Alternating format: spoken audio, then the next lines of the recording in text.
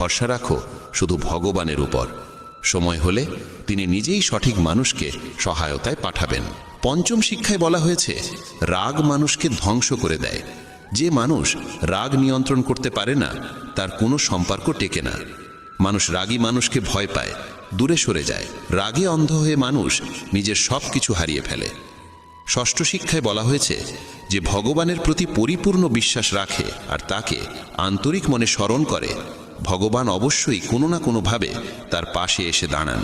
কিন্তু ভগবান শোনেন কিনা সেটাও নির্ভর করে মানুষের বিশ্বাসের দৃঢ়তার উপর। গীতায় বলা হয়েছে, কারো উপকার করলে সেটা মনে করে অহংকার করা উচিত নয়, কারণ সেই কাজের মহত্ব তখনই নষ্ট হয়ে যায়। তুমি কখনোই ভাববে না যে তুমি কাউকে সাহায্য করেছো। সাহায্য করার শক্তি আসে ঈশ্বরের কাছ থেকে, তুমি শুধু তার ব্যবহৃত এক মাধ্যম। রাগের মুহূর্তে প্রতিক্রিয়া দেওয়া মানে ঈশ্বরের নিয়ম আর কর্মফলের ন্যায় বিচারে অবিশ্বাস করা। তাই মনে সন্দেহ জন্মাতে দিও না, কারণ সন্দেহই মানুষের সর্বনাশ ডেকে আনে। মনের ভিতর জমে ওঠা সন্দেহ একসময় ভুল বোঝাবুঝির বিশাল পাহাড় তৈরি করে, আর সেই পাহাড় তোমার সিদ্ধান্ত নেওয়ার স্বাধীনতাকে কেড়ে নেয়। কেউ তোমার প্রতি অন্যায় করলে তার ফল তাকে কর্ম আর সময়ের নিয়মেই ভোগ করতে হয়। তাই ক্ষোভ বা কৃপা দেখানোর পরিবর্তে সৎকর্ম করো। উদ্বেগে ডুবে না গিয়ে গভীরভাবে ভাবো, মনকে নিয়ন্ত্রণে রাখো, কারণ নিয়ন্ত্রণহীন মৌনই মানুষের সবচেয়ে বড় শত্রু হয়ে ওঠে এবং তাকে দিয়ে অকল্যাণের কাজ করায়। জ্ঞান সর্বদা বুদ্ধির চেয়ে শ্রেষ্ঠ, তাই জ্ঞান অর্জন করো এবং তা অন্যদের মাঝেও ছড়িয়ে দাও, যাতে তাদের জীবনও আলোকিত হয়। কাউকে সাহায্য করতে হলে তাকে এমন জায়গায় পৌঁছে দাও যেখানে সে নিজেও নিজের পথ তৈরি করতে পারে। যে ব্যক্তি প্রতিদানের প্রত্যাশায় কাজ করে সে কর্মের বন্ধনে আবদ্ধই থাকে। জন্ম নয়, মানুষের কর্মই তাকে মহান করে তোলে। তুমি পৃথিবীকে যেমন দৃষ্টিতে দেখো, পৃথিবীও তেমনভাবেই তোমাকে প্রতিফলিত করে। মন থেকে আমার, তোমার, ছোট বড়, নিজের পরের এই ভেদ বুদ্ধি দূর করতে পারলে দেখবে সারা বিশ্বের সঙ্গে তোমার এক অনাবিল বন্ধনের সেতু তৈরি হয়ে গেছে। যে ব্যক্তি নিঃস্বার্থ মনে অবিরাম কাজ করতে পারে, কেবল তিনিই জীবনে সত্যিকারের সুখ ও তৃপ্তি খুঁজে পান। ইন্দ্রিয় নিয়ন্ত্রণে থাকলে কোনো রকম দুঃখ তোমাকে বিচলিত করতে পারে না। শ্রীকৃষ্ণ বলেন, শান্তি কেবল তারাই লাভ করে যারা আমি, আমার, আমি করলাম, আমি করিয়ে নিলাম এই অহংবোধ ত্যাগ করতে পারে। উত্তেজিক আসক্তি কোনো বস্তু, স্থান, প্রাণী বা মানুষের প্রতি একসময় গভীর দুঃখের মূল হয়ে দাঁড়ায়। যে মানুষ সামান্যতেই খুশি থাকতে শিখেছে এবং যার চাওয়া পাওয়া কম, তার জীবনেই প্রকৃত তৃপ্তি থাকে। গীতার সপ্তম উপদেশ বলে, মনকে শান্ত করা শিখো। অস্থির মন থেকে জন্ম নেয় সমস্ত দুঃখ, আর শান্ত মন থেকে প্রবাহিত হয় ভালোবাসা ও আনন্দ। দুঃখ সুখ মূলত মনোরাজ্যের দুই রূপ। অস্থিরতা দুঃখ সৃষ্টি করে, শান্ত ভাব জাগিয়ে তোলে পরম আনন্দ। অষ্টম শিক্ষা উপদেশ দেয়, কাউকে অতিমাত্রায় ভালোবেসে বা আঁকড়ে ধরতে নেই। ধৃতরাষ্ট্র সিংহাসনের প্রতি অসীম আসক্ত ছিলেন। সেই আসক্তি তার চোখকে অন্ধ করে দিয়েছিল। যে মোহ তিনি ত্যাগ করতে পারেননি, সেই মোহই রাজ্যকে ধ্বংসের পথে ঠেলে দিয়েছিল এবং অসংখ্য প্রাণহানি ঘটিয়েছিল। জীবনে যখন কোনো কিছুর প্রতি অন্ধ আসক্তি জন্মায়, সেটি পাও বা না পাও, শেষ পর্যন্ত তা মানুষকে ধ্বংসের দিকেই ঠেলে দেয়। নবম উপদেশ বলে, সত্যিকারের শান্তি কেবল আধ্যাত্মিক জ্ঞানেই পাওয়া যায়। মানুষ কি বলল সেদিকে অতিরিক্ত মন দিলে আত্মবিশ্বাস হারিয়ে যায়। তাই নিজের উপর বিশ্বাস রাখো, নিজের পথ নিজেই তৈরি করো। জীবন ক্ষণস্থায়ী, যে কোনো মুহূর্তে পরিবর্তন চলে আসতে পারে। তাই সময় নষ্ট না করে অতীতের ভুল থেকে শিক্ষা নাও, বর্তমানকে ভালো করো এবং ভবিষ্যৎকে সুন্দর করে গড়ে তোলো। কিসের এত উদ্বেগ? নিজের কর্তব্য করো আর ঈশ্বরের ওপর ভরসা রাখো। কোনটা ঘটবে আর কোনটা ঘটবে না, এই সিদ্ধান্ত ঈশ্বরের হাতে ছেড়ে দাও। যত বেশি সৎকর্ম করবে, ততই তোমার পথ উন্মুক্ত হবে। নিজেকে সমর্পণ করো ভগবানের কাছে। মানুষের কল্যাণে কাজ করো, তাদের সঠিক পথ দেখাও। জ্ঞানী মানুষ কখনো ইন্দ্রিয় সুখের মোহে আটকে থাকে না। তাই জ্ঞানী হওয়ার চেষ্টা করো। গীতায় বলা হয়, যা ঘটেছে তা ভালো, যা ঘটছে তাও ভালো, আর যা ঘটবে সেটাও ভালোই হবে। শাস্ত্র পড়ে কোনো লাভ নেই যদি তা জীবনে ব্যবহার না করো। রাবণ ছিল বিপুল জ্ঞানী, কিন্তু সত্যিকারের প্রজ্ঞা তার ছিল না। তা অজ্ঞানতা, রাগ, কামনা আর অহংকারী তাকে শেষ পর্যন্ত পতনের দিকে ঠেলে দিয়েছিল। ঈশ্বর বলেন, জীবের মধ্যে আমি কোনো ভেদ দেখি না, সবাই আমার কাছে সমান। যে জ্ঞান কেবল নিজের মধ্যেই সীমাবদ্ধ থাকে, তা সমাজ ও পৃথিবীর কল্যাণে কাজে না লাগলে সেই জ্ঞান কোনো মূল্য বহন করে না। কিসের ভয়? মৃত্যুর ভয় কেন? আত্মা না জন্মায় না মরে, এটাই জীবনের চরম সত্য। মানুষের কর্মই তাকে ঈশ্বরের কাছাকাছি নিয়ে যায় বা দূরে সরিয়ে দেয়। তাই সব সময় সৎকর্মে মন দাও। যখনই পাপ, অহংকার আর অন্যায় পৃথিবীতে বৃদ্ধি পায়, তখনই ঈশ্বর নতুন রূপে আবির্ভূত হন সেগুলোকে নাশ করে ধর্ম প্রতিষ্ঠা করার জন্য। যাকে প্রয়োজনে সাহায্য করো, বিনা দ্বিধায় দান করো, এটাই সত্যিকারের পুণ্য। যে মানুষ নিজের মন জয় করতে পারে সে ইতিমধ্যেই ঈশ্বরকে লাভ করে, কারণ তার মন শান্তির আশ্রয় পায়। সুখ দুঃখ, গরম শীত, সম্মান অপমান কিছুই তাকে বিচলিত করতে পারে না। জ্ঞানী ব্যক্তি জীবিত বা মৃত কাউকেই নিয়ে শোক করেন না। পরিবারে থেকে, সমাজে থেকে কর্তব্য নিষ্ঠার সঙ্গে পালন করা, সৎভাবে চলা এবং ধর্ম মেনে জীবনযাপন করাও এক উচ্চতর তপস্যা। এইভাবেই মানুষের জীবন আলোকময় হয়ে ওঠে। গীতার দশম উপদেশে বলা হয়েছে, আজকের দিনে মানুষ নিজেই মানুষের শত্রু হয়ে উঠেছে। ব্যবসা বাণিজ্যে হোক, সম্পর্কের জগতে হোক কিংবা জীবনের অন্য যে কোনো ক্ষেত্রে মানুষই মানুষকে ক্ষতিগ্রস্ত করছে। প্রতিযোগিতা এত বেড়েছে যে চুরি, ডাকাতি, অপরাধ সবই ভয়ঙ্করভাবে বৃদ্ধি পেয়েছে। শাস্ত্রে কলিযুগের যে লক্ষণ বর্ণনা করা আছে, মানুষ একদিন মানুষকেই গিলে খাবে, ঠিক সেই সময়ই এসে গেছে। এখন মানুষ মানুষেরই ব্যবসা খাচ্ছে, একে অন্যের চাকরি কেড়ে নিচ্ছে, কারোর সুখ থাকলে তা নষ্ট করে দিচ্ছে, আর যার মন ভাঙা তাকে আরো ভেঙে দিচ্ছে। সবাই মানুষ হলেও মানবিকতা যেন কোথাও হারিয়ে গেছে। এক দরিদ্র ভিখারি এক ধনী মানুষের বাড়ি থেকে বেরিয়ে এসে অনুরোধ করলো, এক গ্লাস জল দাও, খুব পিপাসা লেগেছে, অনেকটা পথ হেঁটে এসেছি, আর পারছি না। ধনী মানুষটি বলল, এখন আশেপাশে কেউ নেই, কেউ এলে জল দেব। কিছুক্ষণ পর ভিখারি আবার অনুরোধ করল, দয়া করে একটু জল দিন, আর কোথাও যেতে পারছি না। ধনী লোকটি একই উত্তর দিল, বলেছি তো মানুষ এলে জল পাবে। তখন ভিখারি অসহায়ভাবে বলল, আপনি নিজেই মানুষ হয়ে যান না, একটু সময়ের জন্য মানুষ হন। আজকাল এটাই ঘটছে, কেউই সত্যিকারের মানুষ হতে চায় না। সবাই শুধু একে অপরকে টেনে নামানোর চেষ্টা করছে, সুযোগ নিচ্ছে। তাই কলিযুগকে স্বার্থপরতার যুগ বলা হয়েছে। মানুষ আজ সম্পর্ক রাখে শুধুই নিজের স্বার্থে। বন্ধুরা, যদি গীতার এই 25টি কথা ভালোভাবে বোঝো এবং মনে রাখো, তবে বিশ্বাস রাখো, পৃথিবীর কেউ তোমার মন বা হৃদয়কে আর আঘাত দিতে পারবে না। এই উপদেশগুলো মনে রাখলে জীবনের সুখ ছাড়া আর কিছুই তোমার পথে আসবে না। গীতার একাদশ উপদেশ হলো, নিজেকে কখনোই কারো ওপর নির্ভরশীল করে তুলবে না। তুমি যতক্ষণ পর্যন্ত প্রয়োজনহীন, কেউ তোমাকে আঘাত করতে পারবে না, সুযোগও নিতে পারবে না। যাকে তুমি প্রয়োজন মনে করবে, সেই একদিন তোমাকে ব্যবহার করবে। যেদিন তোমার জীবন অন্যের ওপর নির্ভরশীল হয়ে পড়বে, সেদিন থেকেই তুমি তার দাসে পরিণত হবে। এমনকি নিজের বাড়িতেও যদি তুমি গৃহকর্মীর ওপর পুরোপুরি নির্ভর করো, সেতেও তারা সুযোগ নেবে, কারণ তারা বুঝে যায় তোমার কাজ তাদের ছাড়া চলবে না। কিন্তু যখন তারা বুঝতে পারে তুমি নিজের কাজ নিজেই করতে পারো, তখন তারা ঠিকই সীমার মধ্যে থাকে। যদি চাকরিতে বসের ভুল আচরণও তুমি সহ্য করে যাও, তবে নিশ্চিত জানবে তোমার নিজেরই প্রয়োজন, আর সেই প্রয়োজনের সুযোগ সে নিচ্ছে। পরিবারেও যাকে তুমি প্রয়োজন মনে করো, সেই তোমাকে সবচেয়ে বেশি কষ্ট দেয়, কারণ তুমি তার হাতের মুঠোয়। মানুষ দুর্বল কাউকে নিয়ন্ত্রণে রাখতে ভালোবাসে। তুমি যতই ভালো করো, কিছু দেবে, তবুও তারা তোমাকে নিচে ধরে রাখতেই আনন্দ পায়। তোমার যদি প্রতিভা থাকে, সেটিকেই ছেটে দেওয়ার চেষ্টা হবে, যাতে তুমি কখনোই নিজের মতো করে এগোতে না পারো। কারো ওপর নির্ভরশীল হওয়ার চেয়ে মৃত্যু ভালো, কারণ প্রয়োজন মানুষকে দাস বানিয়ে দেয়। ভাবো তো, যাদের ওপর তুমি নির্ভর করো, কষ্টও তো আসে তাদের থেকেই। প্রয়োজন শুধু শরীর বা কাজের নয়, মনেরও। আমরা কারো সঙ্গ চাই, কারো ভরসা চাই, না হলে একাকিত্ব অসহ্য মনে হয়। তখনই ভুল মানুষের দিকে আকর্ষণ জন্মায়, আর তারা সেই দুর্বলতাকে ব্যবহার করে জীবনকে নরকে পরিণত করে। মনে রাখবে, তোমার মা বাবা ছাড়া এ পৃথিবীতে কেউ জন্মায়নি যে তোমাকে ব্যবহার করবে না। তাই কখনো নিজেকে কারো প্রয়োজনের দাস বানিও না।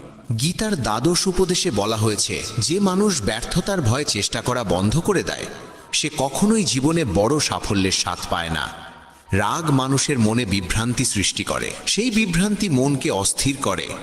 অস্থির মন যুক্তিকে নষ্ট করে দেয়, আর যুক্তিহীন মানুষ ধ্বংসের দিকেই এগোয়। মহান সাফল্যের দরজা খুলে যায় যে 5টি চাবিতে: সৎ চিন্তা, মনোযোগ, সত্যনিষ্ঠা, দৃঢ় সংকল্প এবং অবিরাম পরিশ্রম। সেগুলিই মানুষের জীবনে সাফল্য এনে দেয়। পক্ষপাতহীন ও নিঃস্বার্থ কর্ম ছাড়া মুক্তি বা পরিত্রাণের আশা করা অর্থহীন। যখন মানুষ নিজের ইন্দ্রিয়ের দাস হয়ে পড়ে, তখন কাম, আলস্য, লোভের মতো দোষগুলো তাকে গ্রাস করতে শুরু করে। তাই লক্ষ্য পূরণের জন্য নিজের কাজে পূর্ণ মনোযোগ, সম্পূর্ণ নিবেদন এবং নিরবিচ্ছিন্ন অধ্যবসায় অপরিহার্য। সম্পদ লাভ বা পুরস্কারের আকাঙ্ক্ষা মন থেকে দূর না করলে কাজে মনোযোগ জন্মায় না। শ্রীকৃষ্ণ বোঝান যে মানুষ কেবল কর্মের অধিকারী, ফলের নয়। তাই প্রত্যাশাহীনভাবে কাজ করতে পারলে তবেই কর্মফলের যোগ্য হওয়া যায়। রাগ মানুষের চিন্তা শক্তি কেড়ে নেয়, ফলে সঠিক সিদ্ধান্ত নেওয়া কঠিন হয়ে পড়ে। লোভ, প্রতিদান বা স্বার্থের টানে করা কর্ম কখনোই প্রত্যাশিত ফল দেয় না। অকল্যাণকর চিন্তা দূর করার একমাত্র উপায় হল শুভ ভাবনা গ্রহণ করা এবং ইতিবাচকভাবে চিন্তা করা। মানুষের মন পরিবর্তনশীল।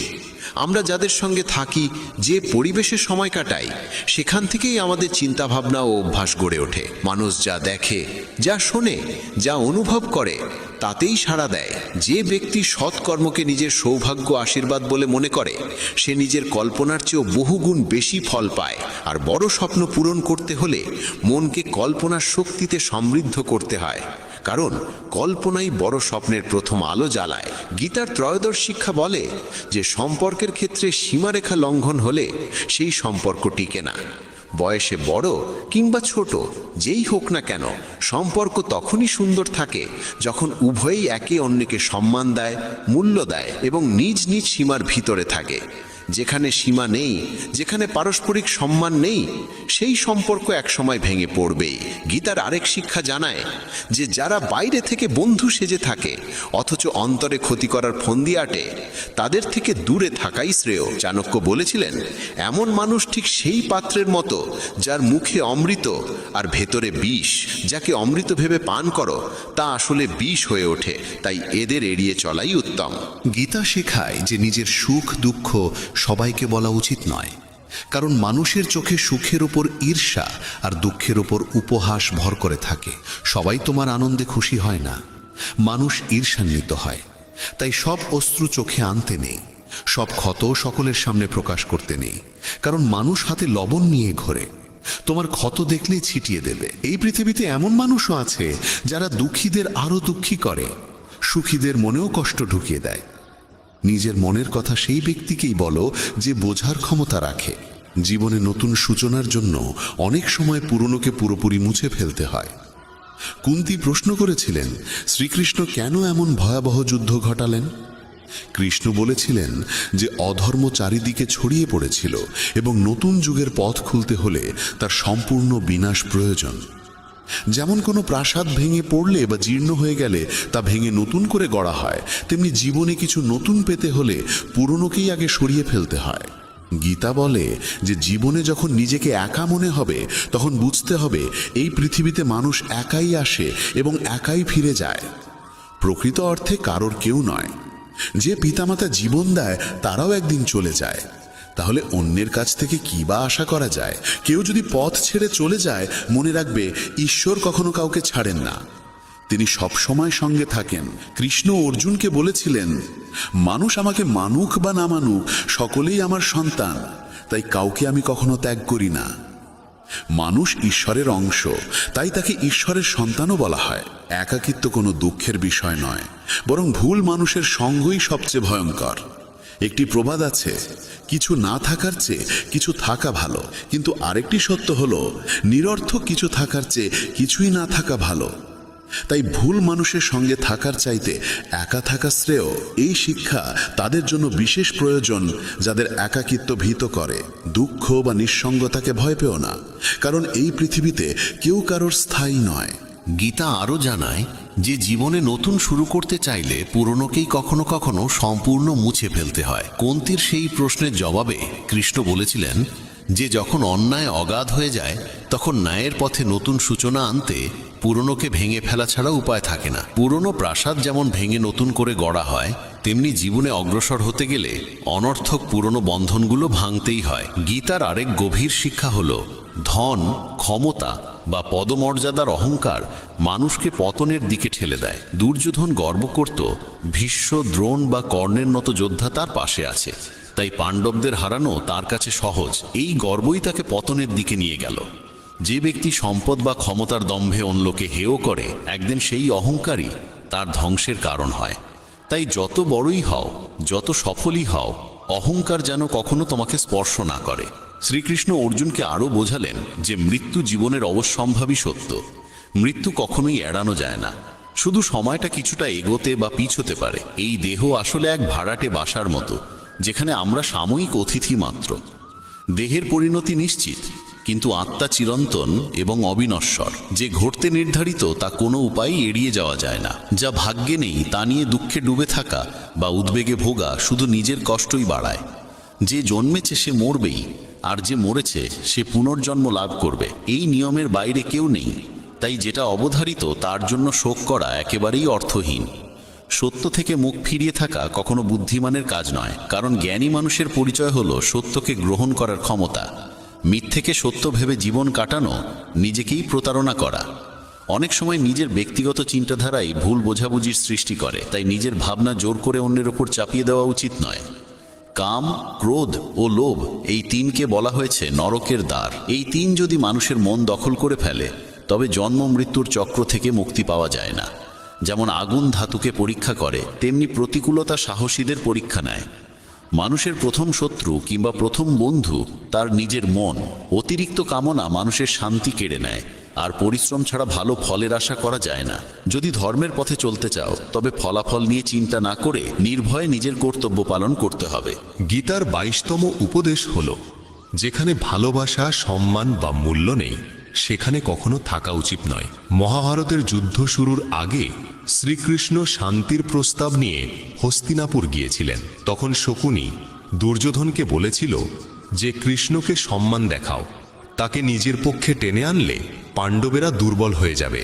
দুর্যোধন কৃষ্ণকে তার গৃহে নিমন্ত্রণ জানিয়ে বলল তার আতিথ্য গ্রহণ করতে। কৃষ্ণ তখন বললেন, যে বাড়িতে গভীর ভালোবাসা থাকে বা যেখানে কোনো বড় বিপদে পড়া মানুষ শরণ নেয়, কেবল সেই দুই অবস্থাতেই অন্যের গৃহে আহার করা উচিত। দুর্যোধনের প্রতি তার কোনো ভালোবাসা নেই, আর কৃষ্ণ কোনো বিপদেও পড়েননি, তাই স্বার্থপর মানুষের বাড়িতে যাওয়া যায় না। এখান থেকেই শিক্ষা, যেখানে ভালোবাসা, সম্মান বা মূল্য নেই, সেখানে থাকা মানেই অপমান ডেকে আনা। মানুষকে থাকতে হবে সেই জায়গায় যেখানে তাকে সত্যিই শ্রদ্ধা করা হয়। গীতার 23তম উপদেশে বলা হয়েছে, মূর্খ ও দুষ্ট মানুষের কাছে জ্ঞান দেওয়া উচিত নয়। তারা তা সহ্য করতে পারে না, তাদের অহংকার আহত হয়, আর সময় এলে তারা সেই মানুষকেই ক্ষতি করে। মানব জীবন অত্যন্ত মূল্যবান, তাই এটিকে বিফলে নষ্ট করা ঠিক নয়। এমন কর্ম করতে হবে যা ভবিষ্যৎ প্রজন্মকে পথ দেখাবে। শ্রীকৃষ্ণ অর্জুনকে বলেন যে জীবনের মর্যাদা বোঝে এমন মানুষই জীবনের সঠিক মূল্য নির্ধারণ করতে পারে। নিজেকে শ্রেষ্ঠ করে তুলতে পারলে একদিন বিশ্ব তার মর্যাদা স্বীকার করবে। জীবন অতীতে নেই, ভবিষ্যতে নেই, জীবন আছে এই বর্তমান মুহূর্তে, তাই বর্তমানটিকেই আনন্দে বাঁচতে হবে। শ্রীকৃষ্ণ বলেন তিনি তার বহু জন্মের স্মৃতি মনে রাখেন, কিন্তু মানুষ সেই স্মৃতি ভুলে যায়। মানুষ নিজের জীবনকে যোগ্য করে তোলার মাধ্যমেই সুখ সাফল্য অর্জন করতে পারে।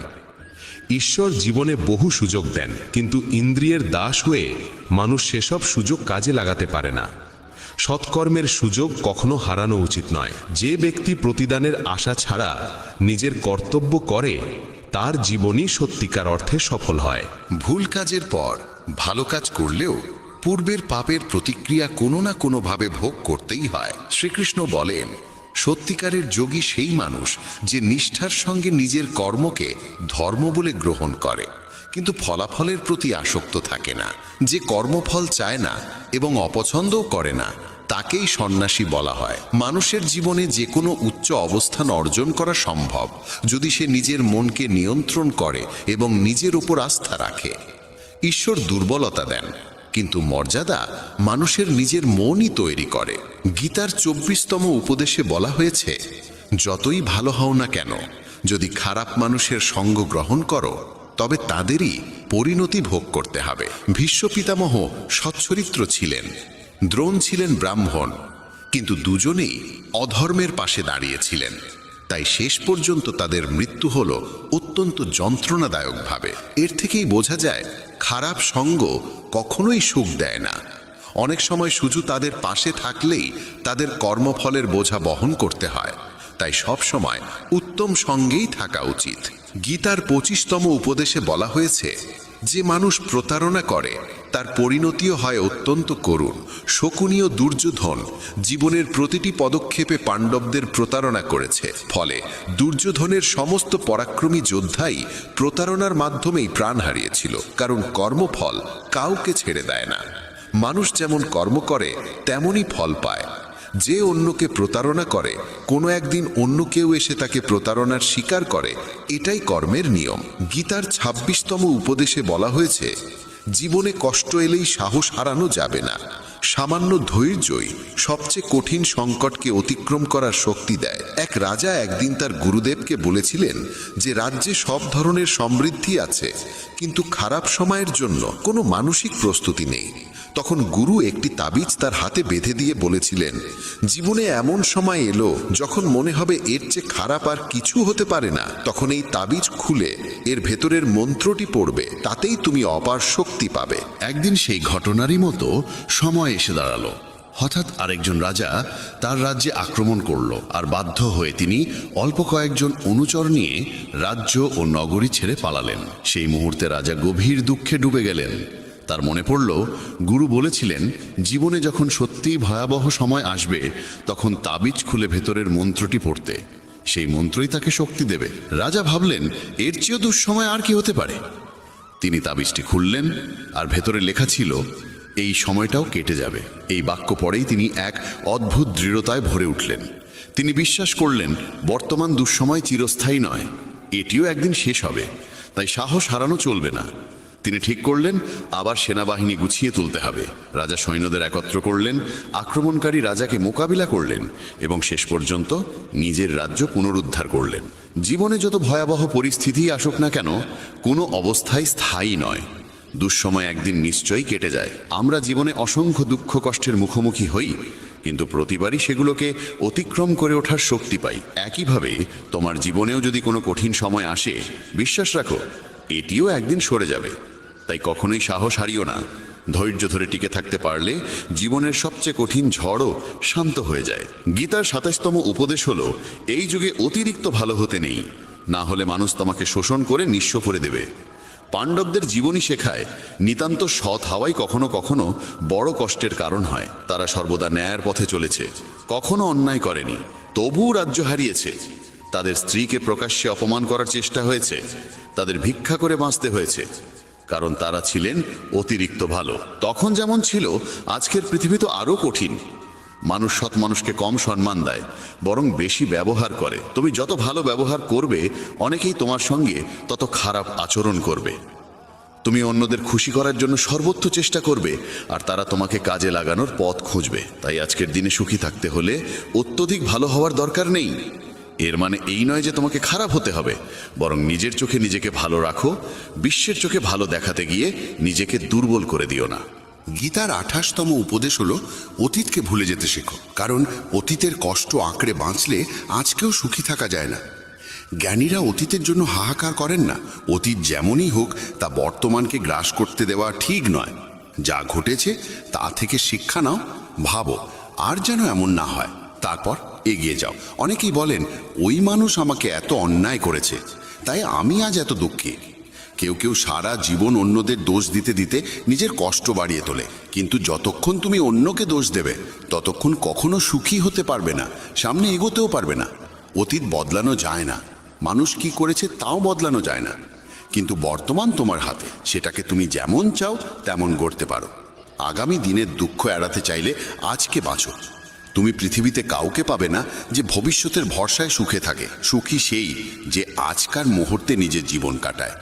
ভবিষ্যতের চিন্তা শুধু দুঃখ, আফসোস আর অনিশ্চয়তায় ভরিয়ে তোলে।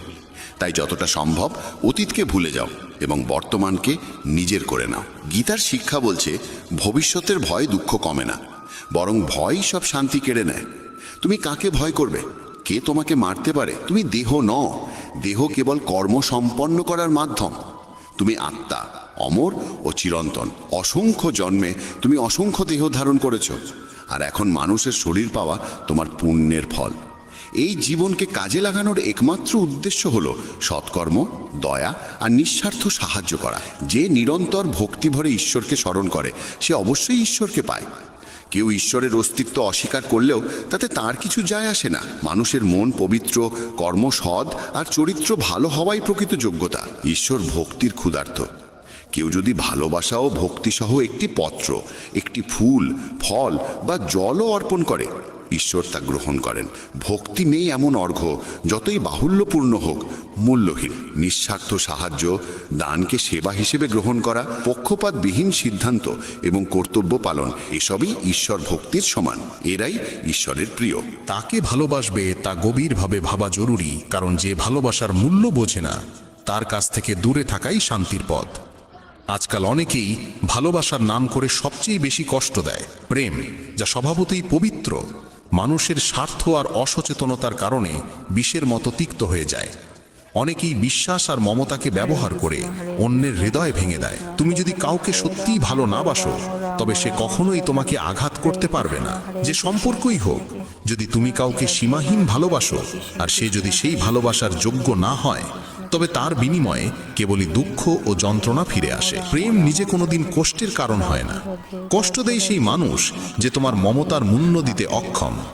তাই ভালোবাসতে হলে এমন কাউকে ভালোবাসো যে তোমার হৃদয়ের ভাষা বুঝবে এবং তোমার অনুভূতিকে সম্মান করবে। আর যখনই বুঝবে যে তোমার ভালোবাসার মানুষ তোমার অনুভূতির কদর করে না, তখন সেখান থেকে সরে যাওয়াই তোমার জন্য সবচেয়ে বুদ্ধিমানের সিদ্ধান্ত।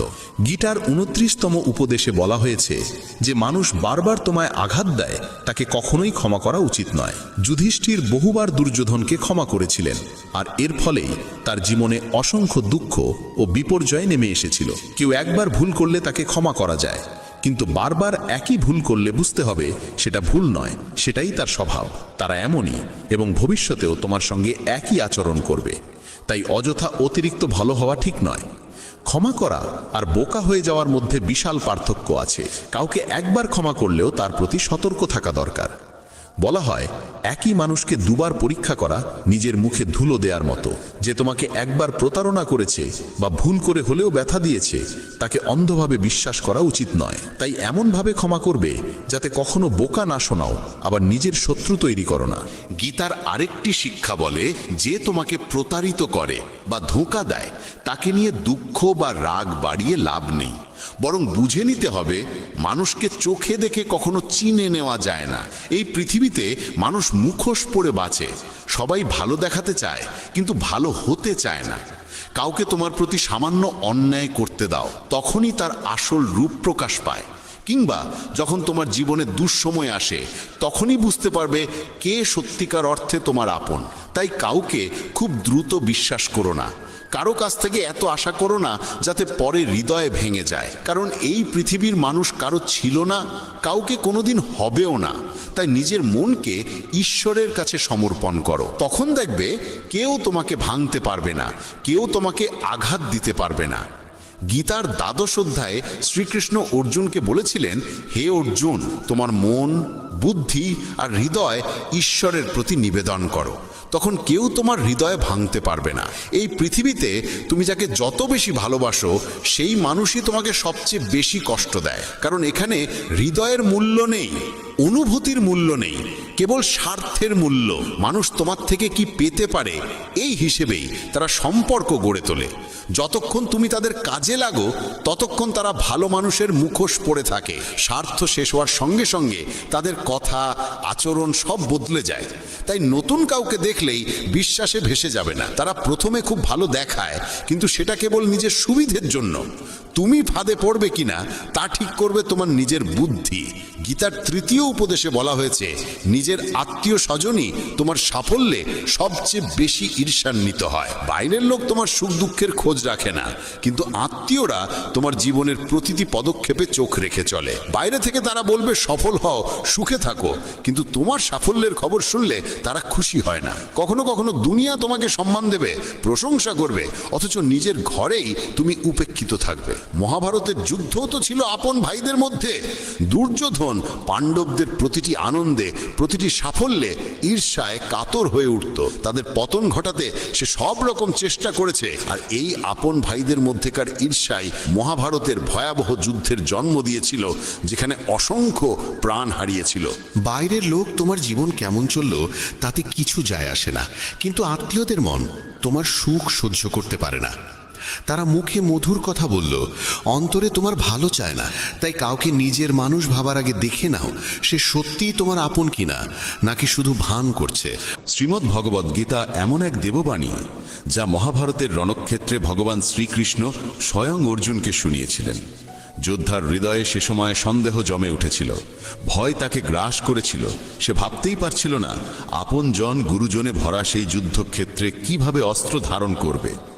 সেই সংকটের মুহূর্তে কৃষ্ণ যে অমৃতবাণী প্রদান করেন তাই গীতা নামে পরিচিত। ৮৮ অধ্যায় আর ৭০০রও বেশি শ্লোক নিয়ে গঠিত এই গ্রন্থ জীবন সম্পর্কে এমন সব গভীর সত্য তুলে ধরে, যা মানুষের প্রত্যেক প্রশ্নের সামনে অদ্ভুত স্পষ্টতা এনে দেয়। কর্ম, ধর্ম, জ্ঞান, ভক্তি, ত্যাগ এবং জীবনের আসল উদ্দেশ্য। বলা হয়, যে সংসারে গীতার পাঠ ধ্বনিত হয় সেই গৃহে শান্তি নিজেই বসতি করে। তাই আজ আমরা গীতার আদর্শকে একেবারে সরল, নিখুঁত এবং সহজ ভঙ্গিতে উপলব্ধি করব, যাতে এই জ্ঞান তোমার ভাবনা বদলায়, তোমার কর্মের দিশা ঠিক করে এবং পুরো জীবনকে নতুন আলোয় আলোকিত করে। অনেকেই বলেন কর্মই সর্বোচ্চ ধর্ম। কথাটি শুনতে আকর্ষণীয় হলেও এর ভিতরে এক বড় অসম্পূর্ণতা লুকিয়ে আছে। কারণ সব কর্মই ধর্ম নয়। কর্মের রূপ বিভিন্ন, কথায়, কাজে, ইচ্ছায়। কেউ চুরি করে, কেউ মিথ্যা বলে, কেউ অন্যের হৃদয়ে আঘাত করে, এগুলিও কর্ম, কিন্তু ধর্মের সঙ্গে এদের কোনো সম্পর্ক নেই। তাই গীতা শেখায় কর্ম নয়, সৎ কর্মই ধর্ম। সেই কর্মই ধর্ম যা সত্যের সঙ্গে যুক্ত, দয়ার সঙ্গে জড়িত, ন্যায় ও শুভবুদ্ধির প্রতিফলন, যে কর্ম কারো অমঙ্গল ঘটায় না এবং আত্মাকে পরিশুদ্ধ করে। ধর্মসঙ্গত কর্ম জীবনকে দীপ শিখার মতো আলোকিত করে। তাই শুধু বলা যে কর্মই ধর্ম, এটি ভুল এবং কখনো কখনো বিপথেও নিয়ে যেতে পারে। আসল কথা হলো, ধর্মের সঙ্গে সঙ্গতি রাখা কর্মই সত্যিকারের ধর্ম। শ্রীকৃষ্ণ অর্জুনকে বলেন, হে পার্থ, মনে রেখো, ধর্মই চূড়ান্ত আশ্রয়। কর্ম সদা দুই প্রকার, ধর্ম ও অধর্ম। যে মানুষ তার কর্তব্যকে সত্য, দয়া, করুণা, ক্ষমা এবং অহংকার বর্জিত মন নিয়ে পালন করে, আমি কৃষ্ণ তার সঙ্গেই থাকি। যে সৎ পথে চলে সে কোনোদিন একা থাকে না, ঈশ্বর তার সঙ্গী হয়ে দাঁড়ান। মানুষ জন্মেছে কর্ম করার জন্য, কর্ম এড়িয়ে থাকা যায় না, কিন্তু প্রকৃত পার্থক্য হচ্ছে কর্মের উদ্দেশ্য ও কর্মের ভেতরের অনুভূতিতে। শুভ কর্ম মানুষকে আত্মিক উন্নতিতে নিয়ে যায়, আর ভুল কর্ম ধীরে ধীরে নিজেরই জীবনকে ভেঙে দেয়। নির্বাচন মানুষের নিজের হাতে, সে কোন পথে যাবে। গীতার মূল মর্ম হল নিষ্কাম কর্ম, অর্থাৎ ফলের মোহ রেখে নয়, কর্তব্য পালন করা। যখন তুমি তোমার কাজ করো আর ফলের চিন্তা ছেড়ে দাও, তখনই তুমি সত্যিকার অর্থে মুক্ত হও। কারণ ফলের প্রকৃত অধিকারী ঈশ্বর। আমাদের কাজ কেবল সৎভাবে, দয়া নিয়ে, সত্যনিষ্ঠ মনে কর্ম সম্পাদন করা এবং তাকে ঈশ্বরের কাছে সমর্পণ করে দেওয়া। এতে মন পরিষ্কার হয়, কর্মের বোঝা হালকা হয়ে যায় এবং জীবন সহজ হয়ে ওঠে। নিষ্কাম কর্মের অর্থ ফলকে অস্বীকার করা নয়, বরং কর্মের মুহূর্তে মনকে সেই ফলের উদ্দেশ্যের জালে আটকে না রাখা। ধর্ম সেই আলো যা মানুষকে সত্যের পথে নিয়ে যায়, যা আত্মাকে সুগন্ধিময় করে, যা সমাজে প্রেম, ন্যায় আর সৌহার্দ্য ছড়িয়ে দেয়। অধর্ম জন্মায় অহংকার, ক্রোধ, ঘৃণা আর লোভের অন্ধকার থেকে, যা অন্যের কষ্টের কারণ হয়। কেউ যদি সেবার নামে ধর্মের আড়ালে অহংকার লুকিয়ে রাখে, তবে তা কেবল আচরণ, ধর্ম নয়। কিন্তু যদি ক্ষুদ্রতম সেবাও নিঃশব্দে বিনয় আর দয়া নিয়ে করা হয়, তবেই তা সত্যিকার ধর্মের রূপ নেয়। গীতা আমাদের শেখায় সত্য, দয়া, সাম্য, ক্ষমা এইসব গুণকে অন্তরে ধারণ করতে। এরা সেই বীজ যা সাধারণ কর্মকে ধর্মরূপে রূপান্তরিত করে। গীতায় 3টি পথের কথা বলা হয়েছে: কর্মযোগ, জ্ঞানযোগ ও ভক্তিযোগ। কর্মযোগ শেখায় নিষ্ঠা ও দায়িত্বপূর্ণ কর্ম। জ্ঞানযোগ শেখায় আত্মার চিরন্তন সত্য উপলব্ধি। ভক্তিযোগ শেখায় ঈশ্বরের প্রতি নিঃস্বার্থ প্রেম ও আত্মসমর্পণ। কেবলমাত্র এক পথে চললে দিশাহীনতা আসে। কর্মে জ্ঞান না থাকলে কর্ম সীমাবদ্ধ হয়ে যায়। জ্ঞান থাকলেও ভক্তির স্নেহ না থাকলে জীবন শুষ্ক হয়ে পড়ে। তাই এই 3 পথ একত্রে জীবনকে সার্থক করে। যখন অর্জুন যুদ্ধক্ষেত্রে দাঁড়িয়ে দ্বিধার টানাপোড়েনে ভেঙে পড়েছিল, সেই মুহূর্ত মানুষের জীবনের বহু সংকটের প্রতিচ্ছবি। যখন সম্পর্ক, অনুভূতি আর দায়িত্ব একে অপরের বিপরীতে দাঁড়ায়, তখন মন পথ হারায়। গীতা তখনই বলে, প্রথমে নিজের কর্তব্যকে চিনে নাও, তারপর সিদ্ধান্ত নাও। কৃষ্ণ অর্জুনকে শুধু চোখের সামনে থাকা সত্য নয়, জীবনের বৃহত্তর সত্য দেখতে শেখান। আত্মার অমরত্ব, ধর্মের মহিমা এবং কর্মফলের চিরন্তন বিধান। আমাদের দৈনন্দিন জীবনেও পরিবার, কাজ, সমাজ সবই কখনো কখনো কঠিন পরীক্ষায় ফেলতে পারে। গীতা শেখায়, ভয় আর সন্দেহের অন্ধকারে ডুবে না গিয়ে আমাদের উচিত যুক্তি, বিবেক আর ধর্মকে ভিত্তি করে পথ নির্বাচন করা। শ্রীকৃষ্ণ বলেন, যে মানুষ সত্যে স্থির, দয়ারসে সিক্ত, আত্মনিয়ন্ত্রিত, অহংকারহীন এবং সকল প্রাণীর প্রতি সমান করুণা রাখে, সে আমার পরম প্রিয়। তার জীবন সরল, সত্যভিত্তিক এবং গভীর প্রভাবশালী। এমন মানুষের পাশে আমি সর্বদা থাকি।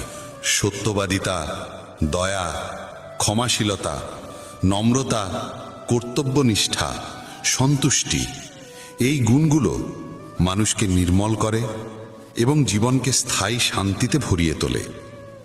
কৃষ্ণ বলেন, কর্ম করো, কিন্তু ফলের মোহে নিজেকে বেঁধে ফেলো না। ফলের দাসত্ব থেকে মুক্ত হওয়া মানেই মনকে শান্ত রাখা, আবেগকে স্থির করা। আমরা বীজ বপন করি, কিন্তু গাছের জন্ম আর ফলের সময় এ দুটোই ঈশ্বর ও সময়ের দান। তাই সর্বোচ্চ চেষ্টা করো, কিন্তু ফলকে নিজের বলে দাবি করো না। এতে কর্ম পবিত্র হয়ে ওঠে। কোনো কাজ শুরু করার আগে তার ভালো মন্দ পরিণতি ভেবে নাও। দেখো যে কর্মটি অন্যের ক্ষতি করবে কিনা। প্রত্যেক কাজে নম্রতা রাখো, ভান নয়, সত্যিকারের সহানুভূতি রাখো। কর্তব্যে সততা রাখো আর কর্মকে ঈশ্বরের কাছে অর্পণ করো। দিনের শেষে নিজের কাজগুলোর দিকে ফিরে তাকাও। আজ কি আমার কোনো কর্ম কারো অমঙ্গল করেছে, নাকি সত্যের পথে ছিলাম? এই আত্মপরীক্ষাই সাধারণ কর্মকে ধর্মের রূপ দেয়। গীতার আরেকটি মহাসত্য হল, আসল শান্তি ও আনন্দ বাইরে নয়, অন্তরের গভীরে। আত্মা নিত্য, জন্ম মৃত্যুর ওপারে। এই জ্ঞান গ্রহণ করলে মৃত্যু ভয়, সুখ দুঃখের ওঠানামা সবই হালকা হয়ে যায়, আর মানুষ দৃঢ়ভাবে জীবন যাপন করতে শেখে। প্রতিদিন কিছু সময় মনকে শুদ্ধ করো, ধ্যান, প্রার্থনা বা গীতা পাঠে। এতে মন স্থির হয়, সিদ্ধান্ত পরিষ্কার হয়ে ওঠে। ভক্তি মানে ঈশ্বরের প্রতি সহজ, সত্য এবং নিঃস্বার্থ প্রেম। ভক্তি কোনো জটিল আচারের সমষ্টি নয়, এটি হৃদয়ের পবিত্রতা। যখন তুমি তোমার কর্মকে, ভাবনাকে, অনুভূতিকে ঈশ্বরের চরণে নিবেদন করো, তখন জীবন নতুন আলোয় ভরে ওঠে। শুধু মন্দিরে গিয়ে ঘণ্টা বাজানোই ভক্তি নয়। ভক্তি হলো হৃদয়ের নরম স্পর্শ, যেখানে প্রেম নিজে থেকেই ঈশ্বরকে খুঁজে নেয়। ভক্তির আসল অর্থ কখনো শুধু উপাসনা বা মন্দিরে যাওয়ার মধ্যে সীমাবদ্ধ নয়, বরং প্রতিটি কাজকে ঈশ্বরকে উৎসর্গ করা এবং প্রতিটি প্রাণে তার উপস্থিতি খুঁজে পাওয়া। গীতা বলে জীবনের সত্যিকার উদ্দেশ্য আত্মাকে জানা এবং পরমেশ্বরকে মনে রাখা। এ পথ কেবল ভৌত সাফল্যের জন্য নয়, বরং নৈতিকতা, প্রেম আর সত্যকে জীবনে ধারণ করার জন্য। জীবনের মান কত অর্জন করলাম তা দিয়ে নয়, আমরা কতটা সত্য, দয়ালু আর নিঃস্বার্থ হতে পারলাম তা দিয়েই নির্ধারিত হয়। নিজের ভিতরের আলো যত বেশি জাগ্রত করা যায়, ততই আমরা ঈশ্বরের কাছাকাছি পৌঁছে যাই। জীবনের কর্মক্ষেত্রে সততা ও নিষ্ঠা বজায় রেখে নিজের দায়িত্ব পালন করতে হয়। পদোন্নতির অন্যায় আচরণ দেখে মন ভারী হতে পারে, কিন্তু গীতার পথ বলে ফলের জন্য ক্ষুব্ধ না হয়ে নিজের কর্তব্য যথাযথভাবে সম্পন্ন করা। পরিবারে নিজের দায়িত্ব সততার সঙ্গে পালন করা, বাবা মায়ের সেবা করা, সন্তানদের লালন পালন করা সবই ভক্তির অংশ, যদি তাতে অহংকার না জড়িয়ে যায়। সমাজে কারো সাহায্য করলে তা যেন কখনো গর্বে পরিণত না হয়, কারণ সৎ সাহায্য প্রকৃত ভক্তিরই পরিচয়। সমালোচনা বা বিরোধের মুহূর্তে মনকে সংযত রাখা জ্ঞানীর পথ। রাগে কোনো সিদ্ধান্ত নিতে নেই, কারণ তাড়াহুড়োর সিদ্ধান্তই কষ্ট দেয়। দৈনন্দিন আচরণে গীতার শিক্ষাকে প্রয়োগ করলে জীবন সহজও হয়, শান্তও হয়। গীতা শেখায় কর্ম আমাদের কর্তব্য, তবে তা হতে হবে সত্য ও ধর্মের সঙ্গে সঙ্গত। ফলের প্রতি আসক্তি বাদ দিয়ে নিষ্কাম কর্ম করাই প্রকৃত সাধনা।